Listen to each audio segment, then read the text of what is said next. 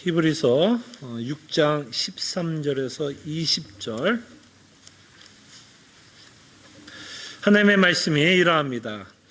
하나님이 아브라함에게 약속하실 때에 가리켜 맹세할 자가 자기보다 더 큰 이가 없으므로 자기를 가리켜 맹세하여 이르시되 내가 반드시 너에게 복을 주고 복 주며 너를 번성하게 하고 번성하게 하리라 하셨더니 그가 이같이 오래 참아 약속을 받았느니라.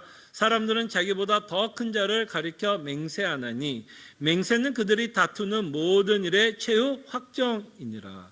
하나님은 약속을 기업으로 받는 자들에게 그 뜻이 변하지 아니함을 충분히 나타내시려고 그 일을 맹세로 보증하셨나니 이는 하나님이 거짓말할 수 없는 이 두 가지 변하지 못할 사실로 말미암아 앞에 있는 소망을 얻으려고 피난처를 찾은 우리에게 큰 안위를 받게 하려 하심이라. 우리가 이 소망을 가지고 있는 것은 영혼의 닷 같아서 튼튼하고 견고하여 휘장 안에 들어가나니 그로 앞서 가신 예수께서 멜기세덱의 반차를 따라 영원히 대제사장이 되어 우리를 위하여 들어가셨느니라. 아멘. 저희들이 신앙생활 하다 보면 참 신앙생활이 쉽지 않다라고 생각할 때가 많습니다. 우리가 신앙생활하면서 우리를 힘들게 하는 여러 가지 요소들이 있겠지만 아마 우리가 신앙생활하면서 가장 힘들 때가 있다면 하나님에 대한 의심이 생길 때 신앙생활이 참 힘들다라는 생각을 하게 됩니다. 그래서 저희들이 신앙생활하면서 어쩌면 가장 큰 적은 외부에 있고 그런 것들이 아니라 아마 신앙생활하면서 가장 큰 적은 하나님에 대한 의심이 아닐까 생각합니다. 여러분들은 신앙생활 하시면서 혹시 하나님을 의심해 본 적이 있으십니까? 그러면 안 되죠. 하나님을 의심하면 안 되지만 안타깝게도 모든 성도들은 한 번쯤은 아니면 좀 지속적으로 좀 하나님을 의심할 때가 있게 됩니다. 그것을 좀 증명하고 있는 책이 있다면 여러분들이 한번 시편을 좀 한번 읽어보시면 거기에 보면 참 하나님에 대한 어떤 진솔한 자기의 어떤 스트러글, 갈등들을 기록하고 있는 것을 보게 돼요. 시편은 물론 하나님의 찬송하고 하나님의 은혜를 높이고 하나님을 송축하는 시편도 참 많지만 또 다른 시편을 보면 하나님에 대한 원망, 불평, 하나님을 믿으면서 오는 갈등들을 아주 솔직하게 표현하고 있는 시편도 참 많습니다. 그래서 저는 시편을 읽으면 좀 공감이 많이 가요. 하나님을 의심하고 있는 저의 모습을 보게 되면 이것은 내 문제뿐만 아니라 성도들도 다 겪는 내용이구나. 이거는 나만 하나님을 의심하는 게 아니라 이렇게 시편 기자들도 의심하고 있는 내용을 기록하고 있다면, 하나님이 그 기록을 허락하고 있다면 어쩌면 성도들은 다 하나님을 좀 의심하면서 살아가고 있지 않나 생각을 합니다. 그래서 여러분 가운데 혹시 하나님을 의심하고 있고 남들은 다 굉장히 신앙이 강한 것 같고 대단한 것 같이 생각이 든다면 여러분 착각하지 마세요. 다 의심합니다. 여러분들 앞에서 굉장히 믿음 좋은 척 하는 거지 집에 가면 다 걱정, 근심, 염려, 그로 인한 하나님을 의심하면서 저희들이 생활하는 것 같아요. 그래서 여러분만 외롭지 않아요. 나만 의심하는 게 아니라 사실 성도라면 하나님을 다 의심하면서 살아갑니다. 그래서 하나님을 의심할 때 우리는 좀 인정할 필요도 있는 것 같아요. 괜히 강한 척 할 필요 없이 하나님이 의심이 된다면 좀 인정을 해야 할 수 있습니다. 근데 의심하는 것보다 더 무서운 거는 이 의심이 오래 가면 문제는 돼요. 분명히 의심은 할 수 있는데 의심이 오래 가면 지금 히브리서가 가장 걱정하는 부분이 이 부분이에요. 의심이 오래 가면 좀 하나님을 버릴 수 있어서 걱정을 하는 겁니다.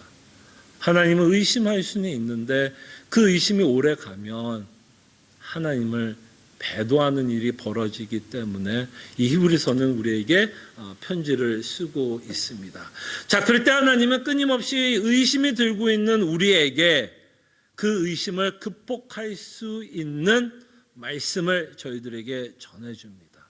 여러분 가운데 신앙생활하면서 하나님의 의심하고 있다면 오늘 본문이 조금이나마 여러분들에게 위로가 되었으면 좋겠고, 하나님에 대한 의심이 생길 때 이 방법으로 우리가 하나님을 의심하는 그 일을 좀 극복할 수 있는 좋은 구절이 되었으면 합니다. 그래서 오늘 본문에 보면 세 가지 내용을 통해서 우리가 의심이 들 때 그 의심을 극복할 수 있다라고 성경은 말씀합니다. 그래서 첫 번째로 하나님의 맹세를 믿는 거예요. 하나님의 맹세를 믿는 것. 그다음에 두 번째는 하나님의 속성을 믿는 거예요.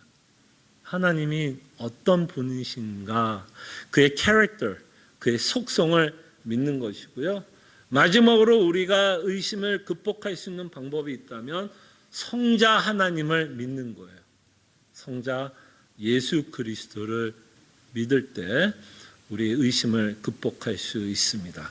그래서 첫 번째로 하나님의 맹세에 대해서 저희들이 좀 생각해 보겠습니다. 오늘 본문을 통해서 하나님이 맹세하셨다라고 말씀을 하는데요.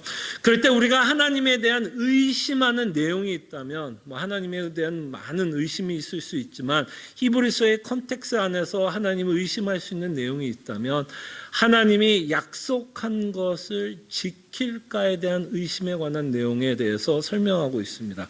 우리의 하나님께 의심할 때도 하나님이 약속한 것을 지킬까? 라는 의심이 생길 수 있다는 겁니다. 사실 제가 우리가 예배 시간에 조금 전에 했던 회개 기도할 때도 제가 베드로전서 5장 7절을 가지고 여러분 우리 함께 회개의 기도를 하자고 얘기했을 때 여기서 하나님이 우리에게 약속하고 있는 게 있어요. 분명히 여러분 염려할 수 있다라고 말씀합니다. 그래서 염려를 맡기라 그러죠. 근데 그 염려를 맡기라고 했을 때 그 약속하고 있는 내용이 믿어지느냐가 관건이겠죠. 그가 너희를 돌보신다. 이게 뭐예요? 하나님이 우리에게 약속하고 있는 내용인데 우리 안에 어떤 마음이 들 수 있어요? 의심이 생길 수 있어요. 여러 가지 상황과 환경 가운데 우리는 어떤 생각이 들 수 있을까요? 진짜 하나님이 나를 돌보고 있을까라는 의심이 생길 수 있습니다. 그럴 때 우리는 염려를 할 수밖에 없다라는 생각을 하게 돼요. 그래서 우리는 하나님이 약속하고 있는 것을 믿을 수 있을까라는 의심을 갖고 저희들은 살아가는데요. 그 확신을 주기 위해서 하나님은 우리에게 맹세하셨다라고 말씀하십니다. 약속을 하시고 그 약속에 대해서 맹세하셨다라고 말씀을 해요. 그럴 때 이제 6장 14절의 내용을 우리가 조금 보게 되면 6장 14절은 창세기 22장 17절을 인용하고 있는 구절이에요. 물론 단어 하나하나를 인용하지는 않고 있으나 17절에 나와 있는 이 구절을 히브리서는 6장 14절에 기록하고 있어요. 자, 그럴 때 17절 창세기 22장 17절의 내용은 이렇습니다. 내가 내게 큰 복을 주고 내 씨가 크게 번성하여 하늘의 별과 같고 바닷가의 모래와 같게 하리니 내 씨가 그 대적의 선문을 차지하리라 라고 하는 그 구절을 가지고 히브리서가 인용을 하며 하나님이 16절에 보면 창세기 22장 16절에 보면 맹세했다라고 얘기합니다. 아브라함에게 하나님이 약속한 거에 대해서 맹세하셔서 번성하게 할 것이라. 하나님이 아브라함에게 처음으로 약속했던 내용이 뭐였죠? 너로 인해서 큰 민족을 이룰 거다, 나라를 이룰 거에 대한 약속에 대해서 이 창세기 22장은 다시 한번 맹세로 아브라함에게 확인시켜 주시고 확신을 주고 있는 구절이에요. 그때 저는 한번 좀 묵상을 해봤습니다. 왜 히브리서는 이 창세기 22장 17절을 인용하고 있었을까? 여러분, 이 창세기 22장은요 아브라함의 생애에서 아주 독특한 사건을 기록하고 있습니다. 여러분, 아브라함 하면 여러분 생각나는 많은 사건들이 있죠. 많은 사건 가운데 아마 대표적인 사건을 하나 여러분들이 생각하라 그러면 아마 많은 분들이 창세기 22장의 내용을 기억하실 거예요. 여러분, 창세기 22장은 하나님이 아브라함을 시험하고 있는 본문이에요. 그럴 때 하나님이 아브라함에게 요구하고 있는 시험을 이렇게 표현하죠. 내가 사랑하는 독자 이삭을 뭐 하라고요? 바쳐라. 너가 사랑하는 아들 이삭을 바치라는 거예요. 그러면서 우린 스토리를 압니다. 아브라함은 하나님께 순종을 하면서 이삭을 모리아산에 데리고 가요. 근데 여러분 같으면, 여러분들이 아브라함이라면 하나님이 이렇게 시험을 하실 때 물론 결론은 순종을 했어요. 어떤 믹스드 필링이 있었을까요? 좀 어떤 혼란이 있지 않았을까요, 여러분? 여러분들이 아브라함이었다면 어떤 혼란이 있을 수 있을까요, 여러분? 다시 말씀드리면 좀 어떤 의심이 생길 수 있을까요? 어떤 의심? 목사님 빨리 대답해 주세요. 예, 알겠습니다. 자, 여러분, 하나님이 약속하고 있는 게 뭐예요? 큰 민족을 이루겠다라는 게 하나님의 약속 아니에요. 그래서 하나님이 그 큰 민족을 이루기 위해서 첫 번째 단계로 하나님이 뭘 주셨죠? 이삭을 주셨어요. 그리고 이제 이삭을 통해서 이제 자손이 번성할 거고, 우리가 아는 것처럼 이제 이스라엘은 백성이 탄생이 될 거예요. 그럼 여러분, 아브라함이라면 이 순간 혼란스럽지 않겠어요? 아니, 분명히 이삭을 통해서 이제 큰 민족을 이루어야 되는데 하나님이 뭐 하라고 해요? 아들을 바치라고 합니다. 그럼 여러분은 무슨 생각 들까? 무슨 일이야 이게? 하나님 뭐 하는 것 같아요? 꼭 약 주고 병 주고 약 주는 것 같지 않아요? 줬다가 뭐 하는 거예요 지금? 줬다가 뺏어가는 거 아니에요 지금? 그리고 거기에는 약속이 붙어 있어요. 큰 백성, 큰 민족을 이루겠다고 약속하고 있는데, 만약에 하나님이 요구하는 대로 이 이삭을 바치면 아브라함이 무슨 생각할까요? 정말 큰 민족을 이룰까? 어떻게 또 큰 민족을 이룰까? 이삭을 바치면 또 몇 년 후에 또 내가 애를 낳을까? 뭐 별 생각이 다 들면서 지금 이삭을 바칠 거 아니야. 그러니까 이 본문이 창세기 22장을 굳이 히브리서가 인용하고 있는 건 이런 창세기 22장에 갖고 있는 문맥 가운데 다시 한번 우리에게 말씀하고 싶은 것 같아요. 아브라함도 아마도 이것을 순종하면서 하나님에 대한 혼란이 있었을 거고 의심이 있었을 텐데, 다시 한번 하나님이 아브라함에게 뭘 해요? 내가 이삭을 통해서 큰 민족을 이루시겠다라는 것을 확인시키기 위해서 지금 뭐 하고 있는 거예요? 내가 맹세한다라고 말씀을 하고 있습니다. 그리고 여러분, 하나님이 아브라함에게 약속했던 그 맹세는 이미 이루어졌어요. 어떻게 이루어졌는지 알아요? 누가 아브라함의 자손인지 아세요? 하나님이 지금 아브라함에게 약속했던 큰 민족을 이루겠다, 백성을 이루시겠다라고 하나님이 아브라함에게 약속할 때 그 대상이 정말 누군지 아세요? 유대인이었을까요? 그 대상이요? 아니요. 여러분들이었어요. 여러분. 자, 갈라디아서 3장 29절을 한번 볼까요? 자, 갈라디아서 3장 29절에 보면 누가 아브라함의 참 자손인가를 사도 바울은 이렇게 표현을 합니다. 갈라디아서 3장 29절. 자, 제가 읽어드릴게요.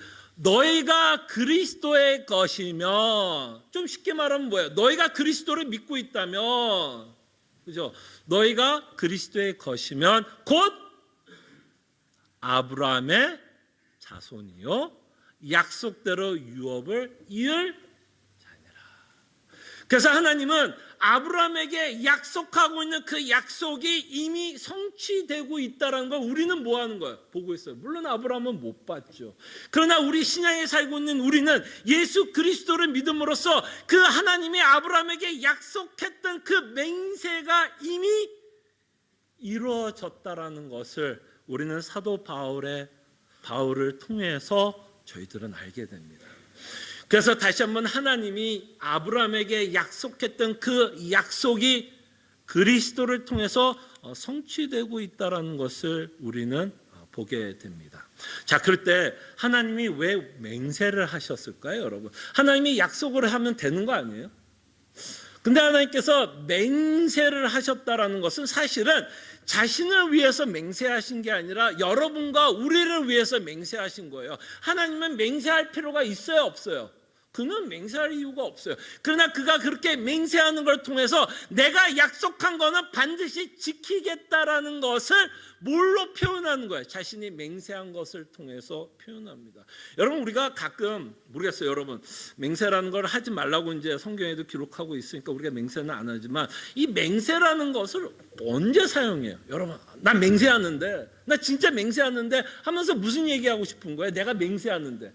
내가 맹세할 때는 뭐예요? 내가 말하는 것은 참이요, 진리요, 정말 거짓이 하나도 없다라는 것을 말하고 싶을 때 진짜 내가 맹세하는데 정말 그랬어 라고 이야기하는 거 아니에요.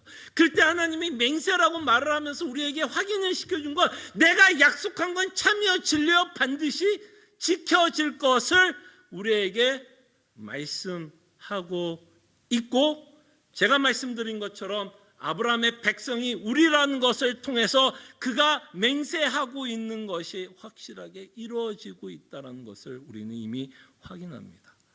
근데 이 맹세가 우리에게 확신을 주기 위해서는요, 하나님의 맹세도 중요하지만 두 번째 속성, 두 번째 포인트도 굉장히 중요합니다. 하나님이 누구인지가 여러분들이 명확하게 알고 믿고 있어야 하나님의 맹세했다라는 그 말이 여러분들에게 확신으로 다가와요. 여러분 가운데 누가 와서 내가 한 말을 맹세하는데 사실이야 하고 이야기할 때 사실은 여러분들이 그 사람이 맹세했기 때문에 믿는 건 아니에요. 근데 그 사람을 왜 믿을까요, 여러분? 그 사람이 맹세했을 때 그 사람이 맹세라는 단어를 썼기 때문에 믿는 게 아니라, 만약에 여러분들이 그 맹세했다라고 하는 그 사람을 믿는다면 왜 믿느냐면 그 사람의 성격을 알기 때문에, 그 사람의 성품을 알기 때문에, 그는 거짓말하지 않는다라는 걸 알기 때문에, 그는 신뢰할 수 있는 자이기 때문에 그가 맹세할 때 그 맹세를 믿는 거예요. 만약에 그 사람이 맹세를 하는데 여러분들이 아는 것처럼 만약에 그 사람이 평생 여러분들 하는데 맨날 거짓말하고 사기를 치는 사람이라고 생각해 봅시다. 그럼 그 사람이 아무리 내가 맹세를 한다 그러고 맹세하는데, 내가 맹세하는데 진짜 그래라면 여러분 그 맹세를 믿을 수 있을까요, 없을까요? 절대로 믿을 수 없어요. 그럴 때 하나님이 맹세하고 있다는 것에 대해서 여러분들이 확신을 가지시려면 그냥 하나님이 맹세했기 때문에 확신이 드는 게 아니에요. 사실은 여러분들이 하나님이 맹세했다라는 그 맹세에 여러분들이 확신이 드는 건 여러분들이 그 하나님을 신뢰할 수 있는 하나님이라는 것이 뭐하기 때문에? 믿어지기 때문이에요. 그의 속성이 믿어지기 때문에 그가 맹세할 때는 반드시 이루어질 것을 믿는 겁니다. 자, 그럴 때 히브리서는 하나님이 갖고 있는 속성에 대해서 두 가지를 말씀하십니다. 물론 이것보다 더 많은 속성을 갖고 있지만 그의 맹세는 확실하고 확실하게 이루어질 것을 우리에게 설명하기 위해서 17절과 18절을 보겠습니다. 자, 6장 17절 18절 보세요. 하나님의 속성에 관해서 설명을 하는데요, 하나님은 약속을 기업으로 받는 자들에게 그 뜻이 뭐라고요? 변하지 아니함을 충분히 나타내시려고 그 일을 맹세로 보증하셨나니. 그 맹세가 효능을 일으키는 이유는 그 속성이 하나님이 변하지 않기 때문이에요.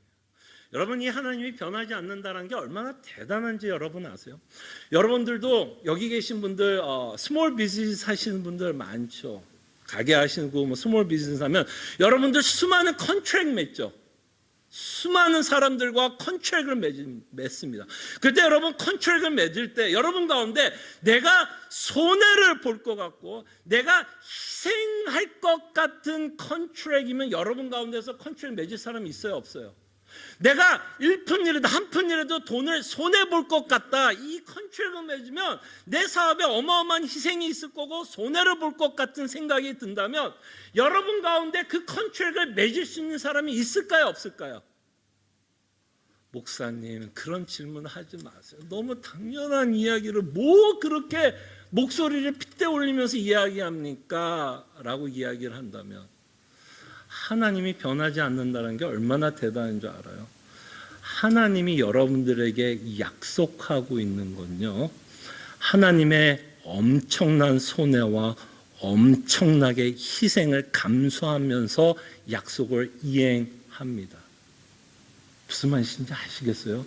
하나님이 구약을 통해서 뭐를 약속해요? 사실 뭐를 약속해요? 우리의 구원자, 우리의 메시아를 끊임없이 약속합니다. 그 약속에는 어떤 내용이 담겨져 있어요? 그 내용은 아들의 희생과 손해가 포함된 약속이에요. 여러분, 아까 말씀드렸죠. 여러분, 컨트랙을 내가 손해볼 것 같으면 어떻게 하든 변호사 사서 어떻게 할까요? 그 컨트랙을 어떻게든 파기시키려고 할 거 아니에요. 내가 미쳐서 이렇게 손해를 보면서 내가 어떻게 컨트롤 해줘? 변호사를 사서 그 계약을 파기하려고 그럴 거 아니에요. 그러나 예수 하나님은 이 약속에 자신의 손해와 희생을 감수하더라도 그 계약을, 그 약속을 뭐 하세요? 뭐예요? 이행하세요. 손해를 보면서까지, 희생을 감수하면서까지 그가 약속한 거는 뭐예요? 변하지 않고 그 약속을 이행합니다. 성부 하나님은 자신이 가장 아끼는 분을 우리에게 주셨어요. 여러분들을 주셨을 때 하나님이 성자를 이 땅에 보낼 때 관광하라고 보냈나요? 야, 성자야, 우리가 이 세상을 너무 아름답게 짓지 않았니? 한번 가서 보고 와. 세상이 얼마나 아름다운지 한번 보고 와서 나한테 좀 얘기해. 뭐 관광하려고 하나님이 성자를 보내셨어요? 성부가 성자를 보낼 땐 관광이 아니었죠.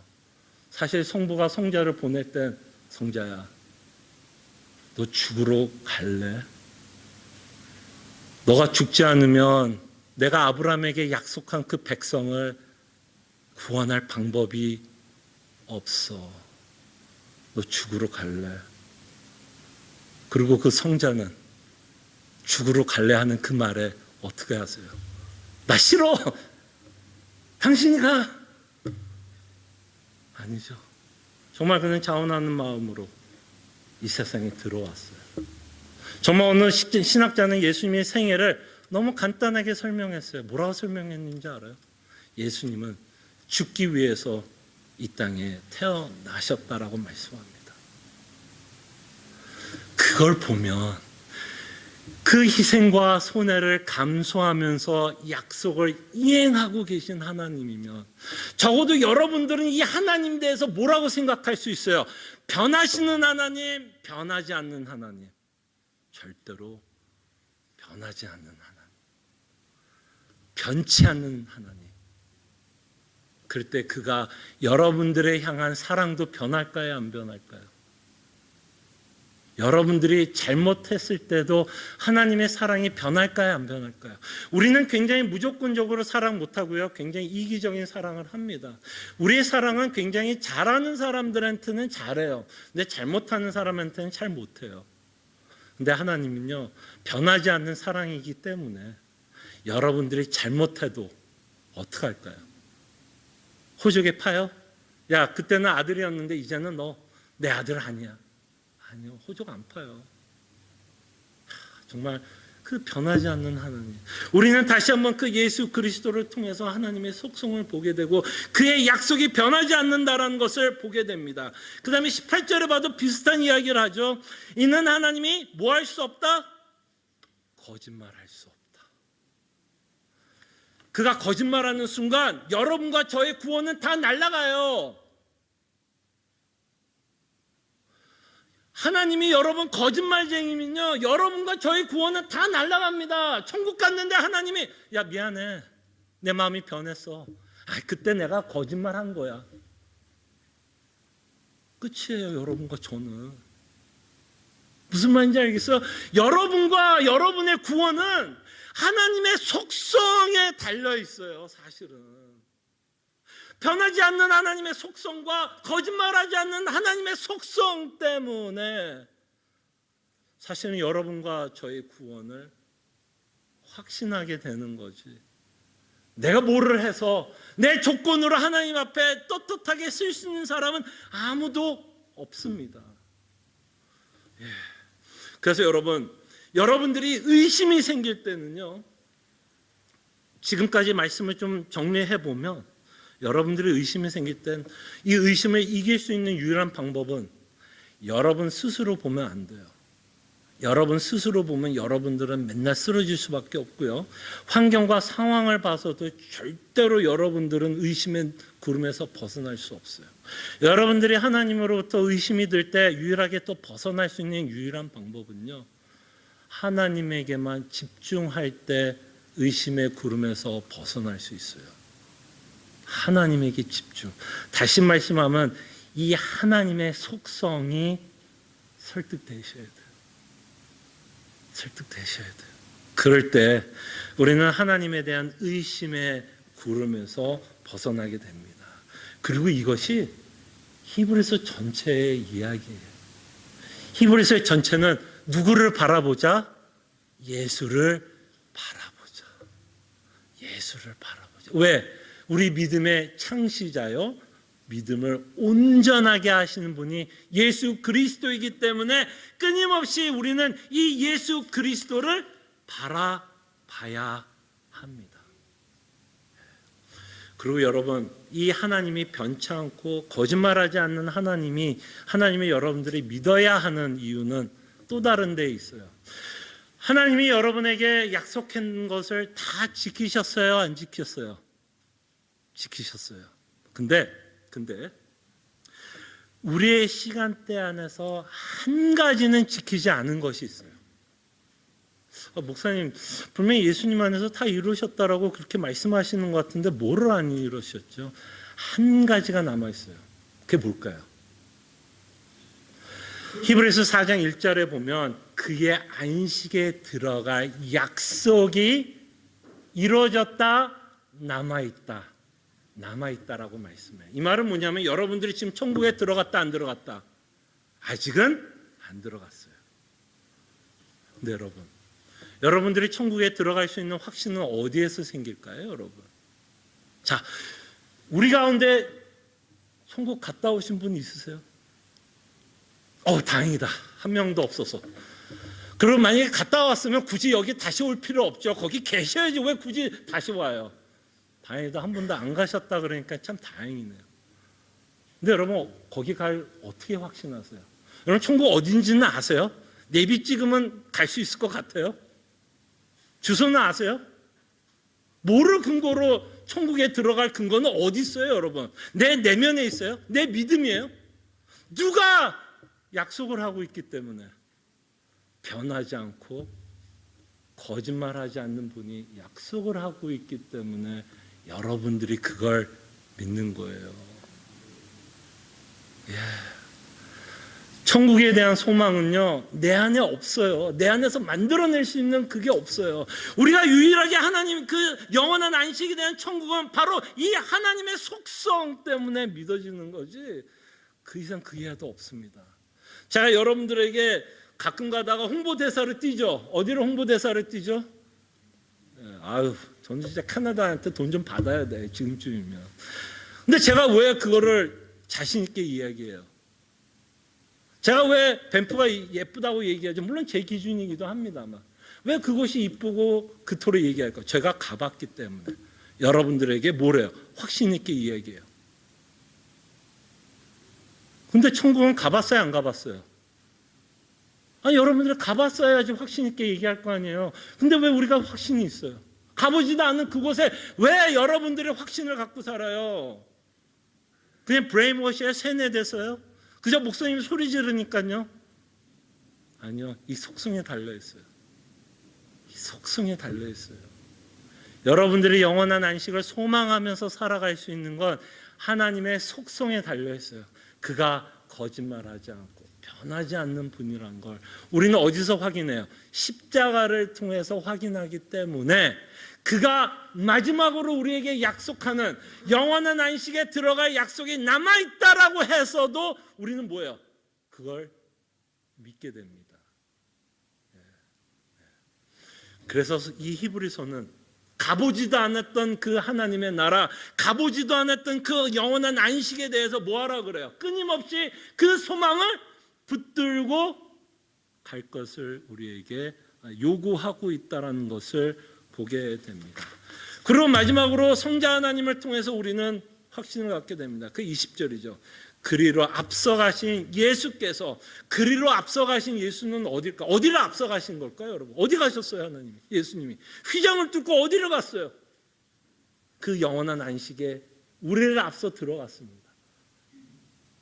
그럴 때 그 앞서가신 예수님을 우리도 뭐 한다라고 히브리서 말하고 싶어요. 우리도 함께 들어갈 것을 말씀하고 있어요.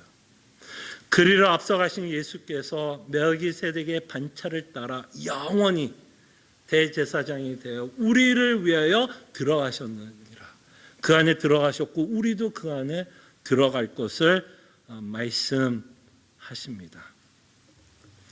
그때 여러분 우리 신앙의 그 모든 그 닷, 여기서 보면 영혼의 닷, anchor이라는 단어를 쓰잖아요.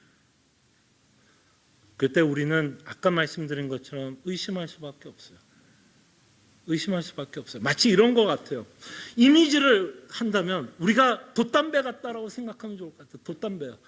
그러나 바다가 어떻게 해요? 폭풍이 맨날 칩니다. 여러분들의 삶과 환경 가운데 수많은 문제들 가운데 여러분들의 믿음이 폭풍 앞에 막 그 파도 앞에 이게 말이 안 나오죠. 이게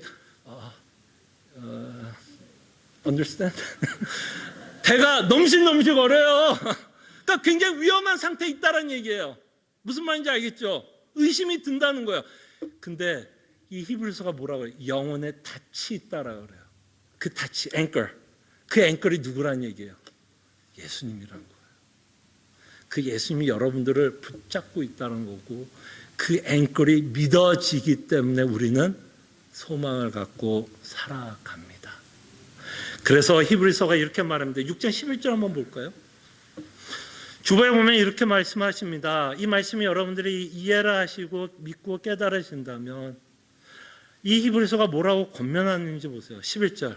자, 우리가 간절히 원하는 것은, 여러분, 이 우리는 누굴까요, 여러분? 아마도 히브리서 저자도 이 안에 포함되어 있겠죠. 아니, 그리고 또 히브리서의 저자와 친했던 믿음의 동료들이겠죠. 그래서 우리가 간절히 원하는 것이 있대요. 네, 여러분, 만약에 이 히브리서 기자가 성령의 영감으로 이 히브리서를 쓰고 있다면 이 말은 히브리서 원 저자, 이 저자이신 히브리서 저자가 간절한 마음을 말하고 있지만 이 간절한 마음은 누구의 마음일까요? 또 누구의 마음? 하나님의 마음 아닐까요? 그죠? 하나님의 마음. 이 히브리서를 쓰고 있는 저자의 마음을 통해서 누구의 마음을 우리에게 전하는 거예요? 하나님의 마음을 우리에게 전합니다.